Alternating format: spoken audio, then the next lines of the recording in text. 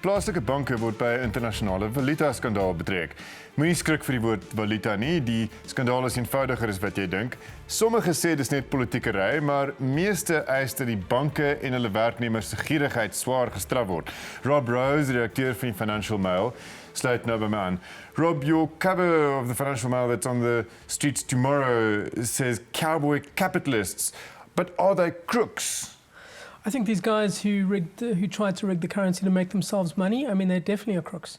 I mean, they broke the law, and this is part of a wide-ranging 4-year investigation overseas into these banks. There's more than 30 banks implicated, and in the States, currency traders from Citigroup and others have admitted to it, have done plea bargains. So yes, they're crooks. Yes, Rob, but we are used to the American bankers being crooks, but we're not used to the South African bankers being crooks, are we? No, I mean, the thing is that bank traders who trade currencies, it's a very laddish kind of culture, it's very, the culture of it is very strange. It's like these guys are very beholden to themselves and their small group rather than the banks they work for. But did they become fabulously wealthy?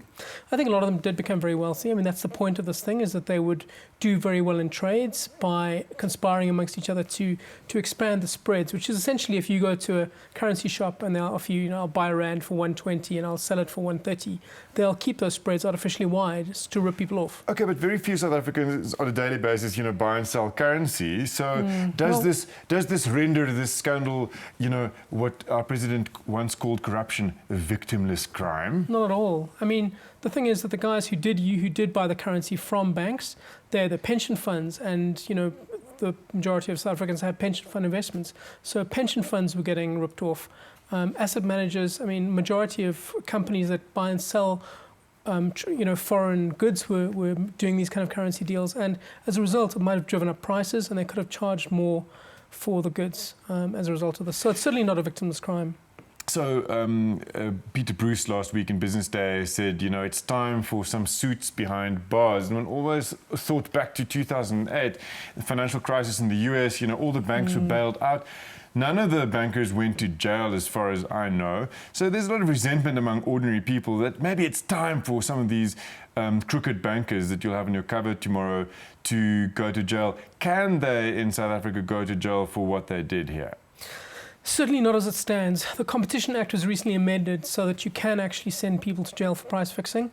But the point is that this crime predates the Competition Act amendment, so not in this case. But in the States, people have been arrested and they are facing trials. So certainly bankers will go to jail over this, not here at the moment. But not here. And so these bankers will be fined. Citibank has already paid. And that's the end of it, right? Then they go and build their holiday houses in Plet. Well, I think these guys won't find jobs that easily again. I think they'll be drummed out of the industry. You can't, if they know who you are and they know you've done this, you won't find a job in the banking industry with much ease anymore. Okay, so Rob, there's huge anger about this in some quarters especially, right? So ANN7 has been going mad about this. The Guptas love this drama, and Mosebenzi Zwane, the Minister of Mining, who called last year for an investigation into the banks. Reports say that he feels vindicated. Look, the banks are all bad. Is it that simple, or are there bad apples inside the banks as there are in every company? How would you define it? Mosebenzi Zwane, I haven't actually been to any circuses recently, so I haven't seen what he said. But I assume he's at some travelling circus somewhere, given that he is a clear clown. But no, I mean, in this case, what has happened is that I think a lot of people are seeing this as vindication of the notion of white monopoly capital, that white monopoly capital is just as corrupt as the public sector. And greedy, and certainly they were greedy. But not all the banks. No, and the thing is, this is rogue traders at individual banks. We don't know yet to what extent the management of the banks knew about this or assisted these guys. At the moment, there's no evidence to suggest that. At the moment, the evidence is that these are rogue bankers who were greedy, avaricious, and should be in jail. But this doesn't mean that the entire bank is corrupt. Until there's evidence to suggest that. Right, but this is the second time now in about 6 weeks that the banks have been on the front pages of newspapers and your magazine. Absa was in the news with this lifeboat scandal, being dug up, exhumed almost, after so many years. There are those who say the banks deserve to be nailed. What's the politics behind that? Well, I think there's a lot of anger that the banks are seen to have, and a lot of the big institutions in this country, and perhaps the banks are just a proxy for that, have benefited from all the years of doing business during apartheid. And the change happened, 94 democracy, and none of these big corporations have effectively atoned for it. People in the streets say, well, we're still poor, not much has changed, and these big institutions have continued doing the business. So I think there's a lot of anger that people tap into. And then they see that, bankers who are making all this money from people who, we all use banks every day, are doing it illicitly. And I think that creates a huge amount of anger. It's not all justified, and it's clearly a lot of it is ignorant.